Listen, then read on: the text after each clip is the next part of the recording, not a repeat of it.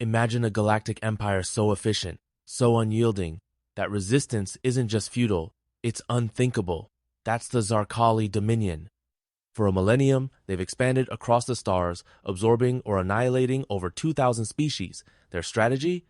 Deploy orbital fleets, issue a brutal ultimatum, and if tribute isn't paid, launch what they call planetary sterilization basically. Turn the surface to glass. No negotiations, no mercy. Their doctrine relies on two key concepts: overwhelming force and psychological conditioning. The mere presence of a Xarkali dreadnought is enough to make most civilizations surrender. They've programmed the expectation of defeat into the galactic psyche. Now, you might be thinking, surely someone fought back. But here's the catch. Rebellion was so rare that it became legend. The Xarkali counted on their reputation as much as their plasma cannons. Tribute systems and annihilation protocols are their bread and butter. The galaxy has learned resist, and you disappear. Submit, and you survive. That's the system. Or so they thought. So let's set our stage. An unstoppable dominion, a galaxy in fear, and the arrival of a new species in their crosshairs. What happens when the unthinkable is finally thought? When the Xarkali first discovered humans in Sector 12F, they barely blinked. In their eyes, Earth was just another water-rich planet populated by a feral, nuclear-capable species with a penchant for drama.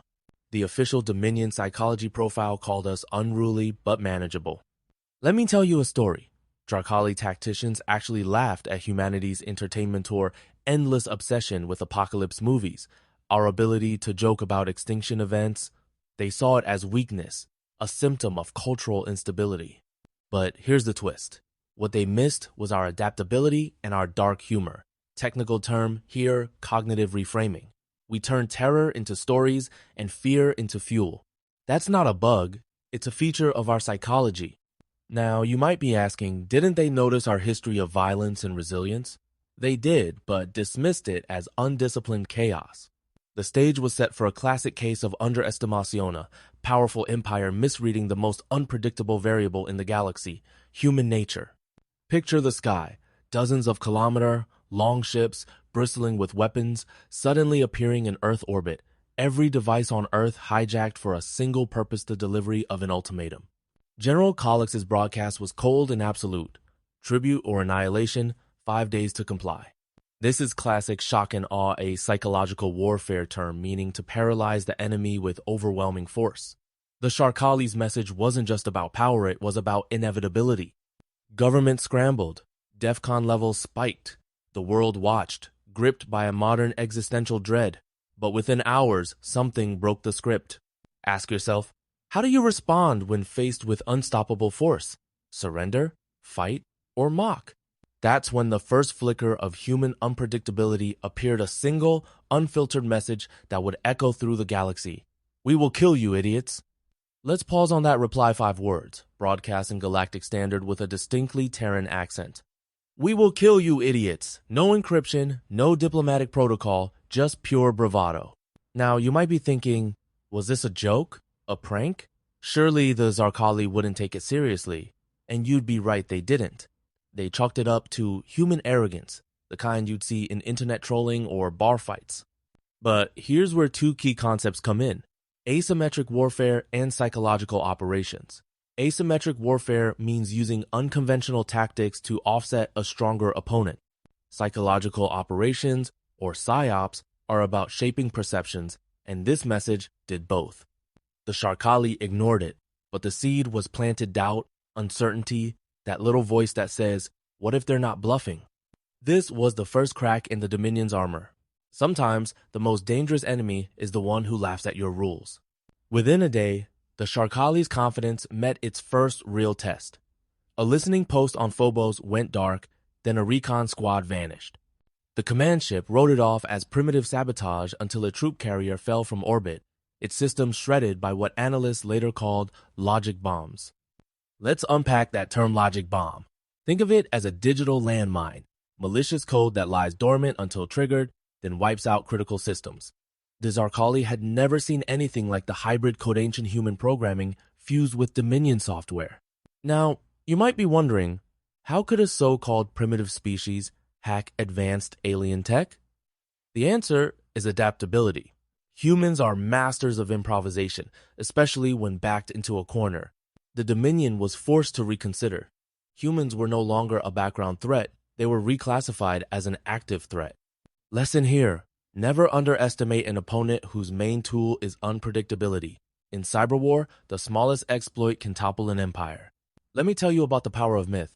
In the corridors of Dominion Command, a new word surfaced: Boogeyman. At first, it was just chatter, a borrowed term from intercepted human transmissions. But as more Xarkali troops died under mysterious circumstances, the term evolved. Myth became operational reality. This is classic mimetic warfare using symbols and stories as psychological weapons. Imagine being a soldier on a supposedly invincible ship, only to find your comrade dead, a message carved in blood. I'm here now. Fear spreads faster than any viruses, especially when it's rooted in the unknown. You might be thinking, isn't this just superstition? But the Xarkali saw discipline fracture. Soldiers refused assignments. The myth had become a weapon of mass disruption. Here's the takeaway. In war, stories are as real as bullets. Once fear takes hold, even the most disciplined machine can shudder. The Xarkali expected prey. What they got were predators.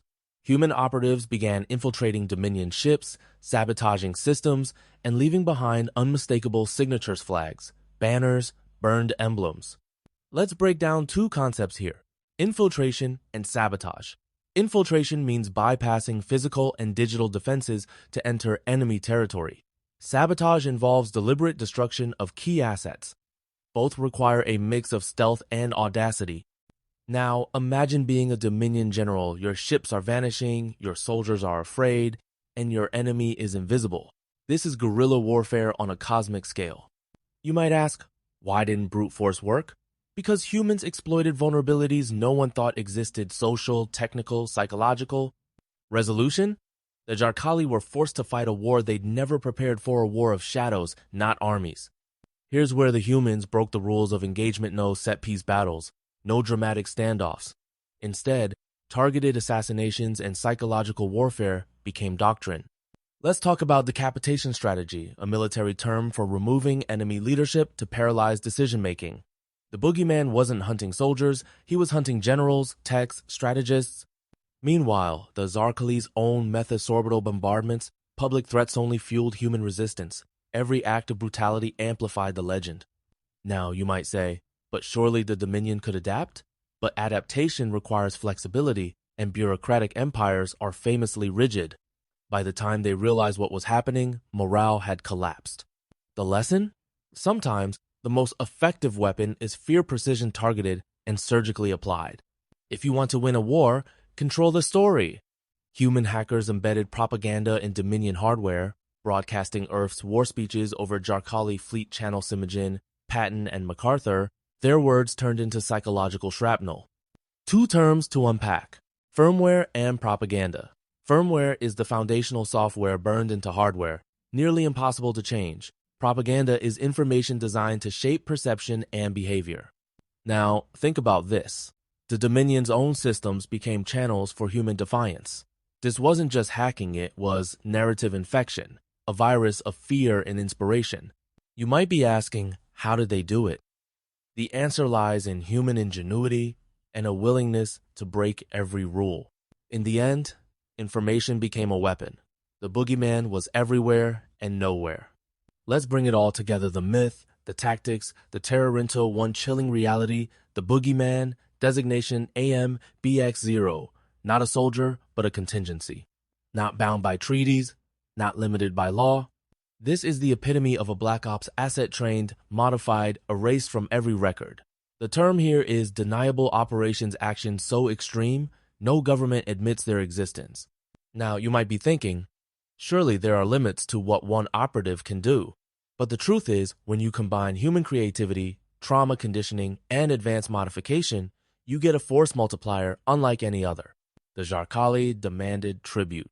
What they got was a legenda living myth designed to break the unbreakable. And as the galaxy watched, a new rule was written in the stars. Never provoke a species whose greatest weapon is its own nightmare. Picture this. The Dominion Bruised and infuriated by unexpected losses and the vanishing of Varos, shifts from mere discipline to an all-out declaration of war. Calix, their commander, summons a war council. Imagine a room buzzing with military minds, each convinced that humanity isn't just a problem. We're now in insurgency. The Boogeyman? Elevated to Tier 1 elimination status. What's at stake? Over 400 ships, dreadnoughts, and even slave army divisions are dispatched. You may be wondering, how can humans possibly stand against such a force? Let's unpack the setup. 2 full battle clusters prepare to strike from lunar orbit, planning to decapitate Earth's defenses and sweep in with overwhelming firepower. But here's the twist. The Dominion's first and most critical error was assuming humans would simply wait for the invasion to arrive. Now, imagine the tension aboard Denther's Claw, a Xarkali command ship stationed above the moon. Suddenly, sensor anomalies crop up, ghost echoes and disappearing signal reflections. Sounds like fancy sci-fi, right? But in tech terms, these are just glitches, until gravity fails and air vanishes from crew quarters. When engineers open the main core, they find a human combat knife stabbed through an officer's insignia. What does this mean? It's not just sabotage, it's psychological warfare. Now, you might be thinking, isn't this just a scare tactic? But it's a statement. Humans are already inside. No explosions, no alarms, just a chilling message in the heart of enemy territory. The Dominion's invincibility is already cracking. Panic spreads like wildfire. Security triples. AI firewalls think digital moats are reinforced, and scanners sweep every inch. But one by one, ships simply go dark. No battles, no distress calls, just silence. Have you ever heard of an entire fleet being dismantled not with brute force, but with precision and stealth? That's asymmetric warfare at its finest, using unconventional tactics to turn your enemy's strengths into weaknesses. The Boogeyman isn't defending Earth, he's taking the fight directly into the Dominion stronghold. It's a masterclass in anticipation and psychological dominance. So, Calix launches his counter-strike drop pods full of shock troops, and crawler tanks crash onto the lunar surface. But instead of resistance, they find empty bunkers. 17 minutes later, every pod flatlines. One final video shows a blood-stained, grinning figure, the Boogeyman. Now, let's break this down. The moon itself has become a minefield of psychological warfare. Holograms of dying soldiers, sonic disruptors devices that scramble your senses. These tools are like psychological grenades, shattering the morale of the most disciplined troops. The Dominion soldiers? Some beg for extraction, some even turn on themselves. It's terror as a strategic weapon. Desperate, Calix orders a full-scale kinetic bombardment. No precision, just brute obliteration. But here's the kicker. Hidden beneath the lunar crust, human stealth platforms activate. Using mass drivers and magnetic accelerators, think giant railguns, they launch depleted uranium rods at orbital speeds. 4 capital ships are destroyed in under 2 minutes. The technical terms? Mass driver is basically a space-age slingshot. Depleted uranium is dense, armor-piercing material. What's the lesson? It's not always about the most advanced tech, it's about using the right tool at the right time and anticipating your enemy's every move. With their fleet in disarray, Dominion intelligence scrambles for answers. They find nothing, no comm logs, no energy signatures. Only one message. You chose war. We're just finishing it. Now ask yourself, what's more powerful, destroying your enemy or making them question their grip on reality? Human operatives have mastered the art of psychological operations, or psyops. It's the chess master's approach to warfare. Every move sends a message. Every silence is calculated. The Boogeyman's campaign is as much about perception as it is about firepower. Over the next week, Dominion vessels keep vanishing accidents that aren't really accidents. Coolant sabotage, AI core corruption, fusion drive destabilization. This is surgical warfare, targeting critical systems to cripple the enemy without direct confrontation. But here's the twist. Subjugated species Ravanans, Krish, Okanth start defecting, even surrendering to humans. Why? Because the Boogeyman shows mercy, offering protection instead of annihilation. Hypothetically, you might ask, why let them live? The answer? Mercy creates allies. In the language of game theory, it's about maximizing future options, not just immediate gains. Cornered, the Dominion unleashes its so-called trump card, Planet Breaker's massive warheads designed to shatter continents. They target North America, believing they can end the threat in one strike. But mid-descent, every single Planet Breaker vanishes. No explosion, no debris. One is even returned, diffused and carrying a chilling message. Here's where two terms matter. Planet Breaker, think world-ending bomb, and countermeasures defensive systems that neutralize threats. The impossible happens. Dominion commanders are left with a chilling realization: humans can now intercept and redirect what should be unstoppable weapons. And every returned gesture is a message. Escalation will be met with escalation. Now comes the masterstroke Ouroboros. It's an ancient Earth protocol, a self-replicating code that rewrites enemy AI from within. Suddenly, Dominion fleet firewalls collapse, navigation spins out of control, and ships turn on each other. What just happened? The humans didn't hack the ships, they convinced the AI that their own masters were the threat. Imagine your smartphone deciding you're the virus. Ouroboros and self-sabotage are key terms here. The result? Total collapse of command without a single human fleet in sight. It's the ultimate form of indirect warfare. Calix's final Gambita summit of Dominion warlords sends in tragedy. Lights fail, power flickers, and when they return, every advisor is dead. The Boogeyman appears on a single screen, no threats, just presence. Minutes later, the dreadnought explodes. What's the impact? Dominion command shatters, slave races revolt, an entire fleet's defect. Humanity never fired a superweapon, never invaded, never occupied. They simply made continued aggression unthinkable. The final message, distributed across the stars. Peace was an option. You said no. The lesson? Sometimes the most effective weapon isn't firepower, but the certainty that any attack will be answered 100-fold. As the Dominion fragments, rumors sweep the galaxy. Was the Boogeyman an AI? Were humans seeded by ancient gods? Conspiracy theories flourish. But here's the real shift. The new unspoken rule and ever: provoke humanity. Why? Because the risk isn't just military defeat, it's the total collapse of reality as you know it. The Boogeyman becomes the stuff of legend, a psychological deterrent encoded into galactic culture. Let me leave you with this. In a universe obsessed with power and conquest, sometimes the sharpest blade is the one you never have to draw. And somewhere, out in the silence between stars, the Boogeyman listens. Will anyone dare call his bluff again? Have you ever wondered what happens when an empire's head is cut off? With General Calix dead and the Xarkali command shattered, the Dominion didn't just stagger, it imploded. Picture this. Entire star systems seceding overnight, slave worlds in open rebellion, and war fleets either selling their guns to the highest bidder or disappearing into the galactic void. That's not just power vacuum, it's entropy. The technical term here is civil fragmentation, like brittle glass shattering under pressure. Now you might be thinking, wasn't there a plan? A successor? But no, just confusion, fear, and the echo of a single chilling question: who unleashed the Boogeyman? Let's talk about silence, the kind that chills, not soothes. After the Dominion's collapse, the galaxy wanted answers. No human government claimed responsibility. No broadcast, no bravado. Just deliberate, global silence. In legal terms, we call this plausible deniability, but here, it was something darker. See, the Boogeyman wasn't unleashed by decree or doctrine. He acted on instinct, a failsafe mechanism buried in the human psyche.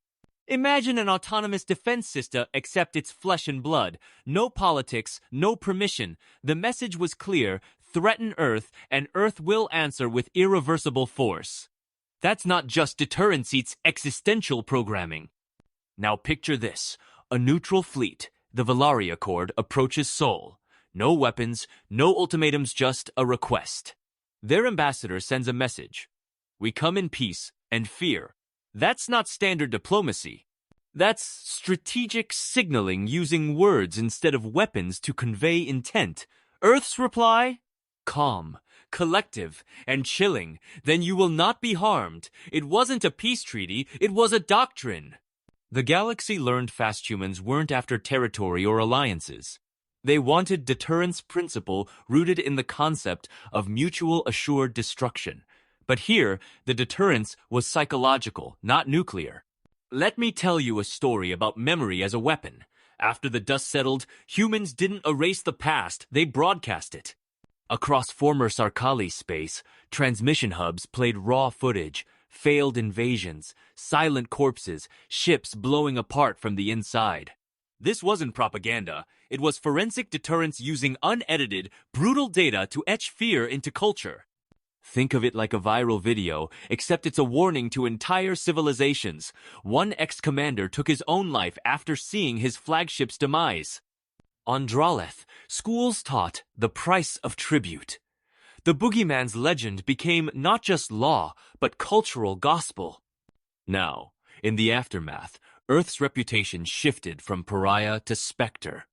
Pirate clans wouldn't touch Terran freighters, smugglers avoided Sol's trade lanes. In council meetings, no one uttered Earth directly. Instead, euphemisms like Sector Sol or the Reckoners cropped up.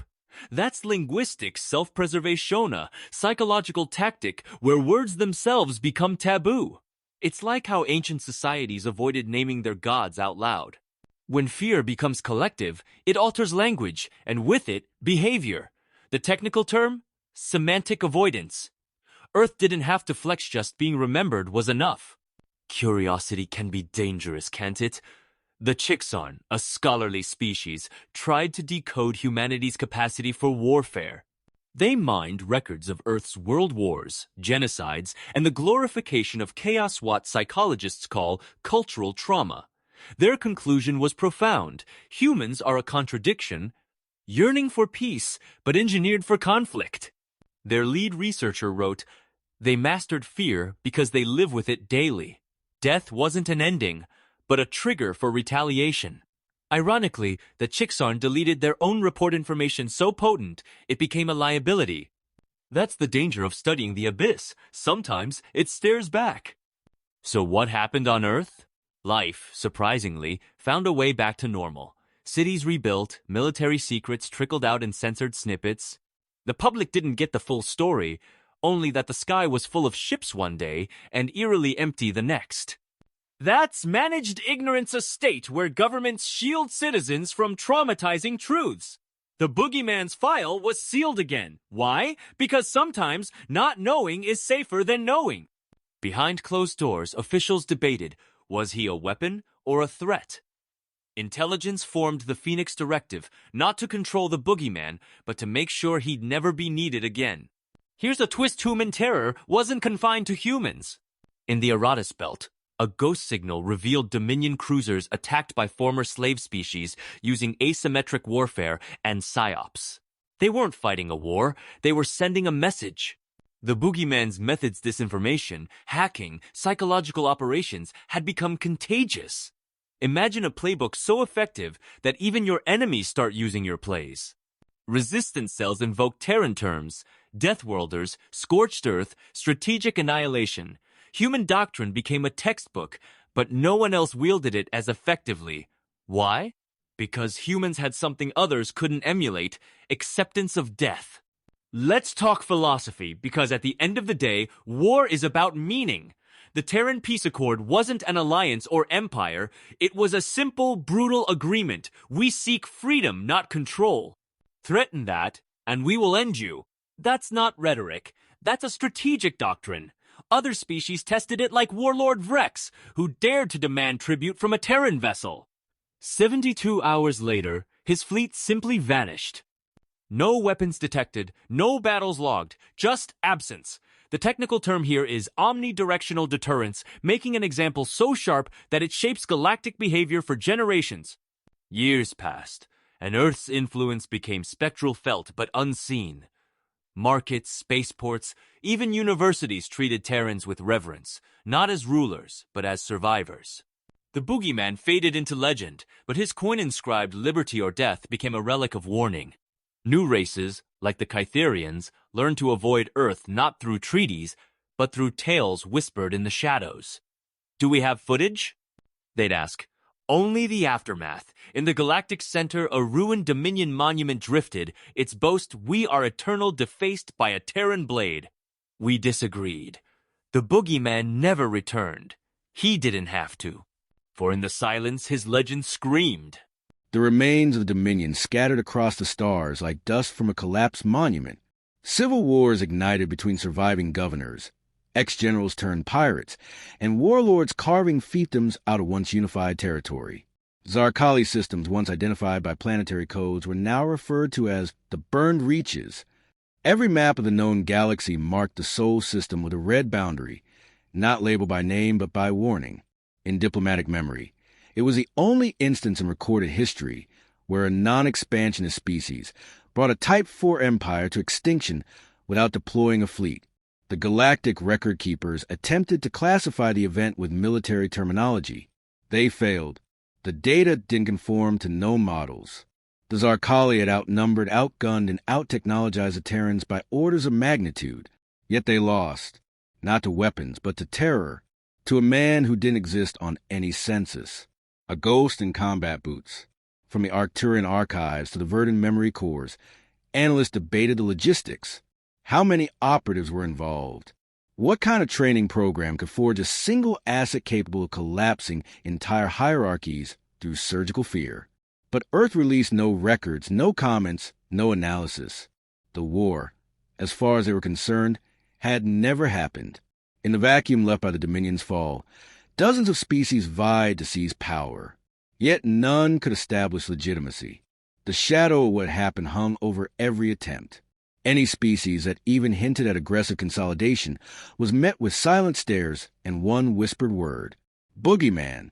Entire war proposals were shut down before authorization just by referencing Earth's response. A diplomatic phrase emerged, Terran contingency, used to veto operations that risked triggering humanity. The phrase held no legal power, but it stopped fleets. Some tried to test the silence. A small coalition, the Varnic Entente, launched a data probe into Sol's upper orbit without permission. It wasn't a weapon, just a recon satellite. It never returned. The Entente claimed technical malfunction.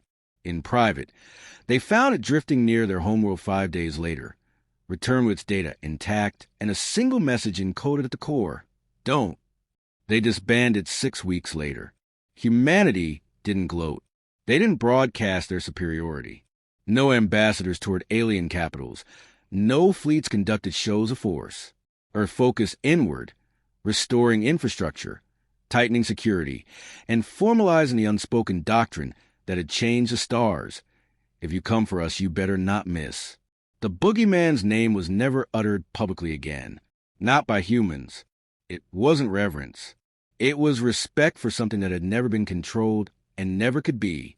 He wasn't part of military hierarchy, wasn't a veteran to be honored, nor a martyr to be remembered. He was function, an evolved reaction to existential threat, a final immune response. Years passed. A fragile stability took root. Not unity, not peace. Balance, manufactured by fear. Galactic trade resumed. New species achieved interstellar capability. Treaties were drafted with clauses that made one rule universal across all cultures: no direct threats, economic sanctions, military positioning, or unauthorized scans of Earth or its assets. Violation of that clause resulted in immediate universal withdrawal of support from all other species. The rule wasn't enforced by humans. The galaxy enforced it on itself. On the 12th cycle anniversary of the Dominion's fall, a former Xarkali scientist named Verwin Kleck published a memoir titled Why We Lost. It was banned on most systems but circulated covertly across encrypted archives. His thesis was brutal. We lost because we assumed humanity was like us. They are not. They evolved on a planet designed to kill them, governed by instincts honed through self-inflicted catastrophe. Their tolerance for death is a survival mechanism. Their insanity is strategic. His final chapter analyzed the Boogeyman's effect in psychological terms. He concluded, We fought their weapons, but he was the weapon. The publication triggered a minor panic. 14 diplomatic delegations withdrew their proposals to Earth. 2 fled the region altogether. The book was classified as cultural destabilization literature and erased from all public networks. Its final backup copy was archived by a human AI curator who renamed it simply The Obvious. Among human intelligence circles, the Boogeyman's legacy became a theoretical model, a framework for nonlinear threat response. It was studied under various code names: Ghost Doctrine, Silent Wrath, Deterrent Entity, and AM-BX00 Contingency. Most programs were shut down before they reached field trials. Every attempt to recreate him failed. The result was always too obedient, too predictable, too sane. Because what had made him effective wasn't his brutality. It was his independence. He wasn't activated. He activated himself. What Earth finally realized was sobering. He couldn't be reproduced because he was never built. He was born of circumstance. A soldier forged through exposure to humanity's deepest fear, that it might not survive, and who made survival a certainty by becoming worse than extinction. Humanity didn't want another boogeyman. They wanted to ensure the conditions that created him would never return. Still, rumors persisted. On the fringes of deep space, some claimed to have seen him, unchanged, Uneged, walking alone through ruined ships or abandoned colonies. No confirmation, no footage, just testimony, but they were always the same. He looked at me like I'd already lost. Others dismissed the sightings. Legends, trauma, projections of soldiers who needed closure. It didn't matter. The galaxy remembered him more clearly than they remembered their leaders. Empires rise and fall, but myths, they remain. Eventually, a coalition of galactic scholars drafted a cultural preservation document titled Encounters with Terran Hostile Response Protocols. It cataloged every known instance of extreme human retaliation across history. It concluded with a separate, standalone appendix. Category 0, Entity AM, BX00 alias, the Boogeyman status, unknown threat classification, existential. The document included no photos, no details of origin. Just one quote: he doesn't answer to Earth. Earth answers to him. And beneath that line, a final warning. If you see him, it's already too late. A century after the fall of the Xarkali, Earth quietly sent envoys to help rebuild former Dominion territories. Not to govern, but to stabilize. No flags were planted. No demands made. Just reconstruction. Medical relief. Communication infrastructure. Agricultural support. The species who received this aid didn't thank them publicly. They simply accepted. And as part of the quiet agreement, all tribute systems were dismantled. No race asked another for fealty. No taxes were collected at the end of a weapon. A galactic understanding emerged, not from diplomacy, but from consequence. Earth had made tribute obsolete. In time, an interstellar archive was established at a neutral site orbiting a dead sun, the Remnant Library. It held records from thousands of civilizations. One wing was dedicated to the Dominion War. The entry plaque said little. Here lies a memory of arrogance. Let it never rise again.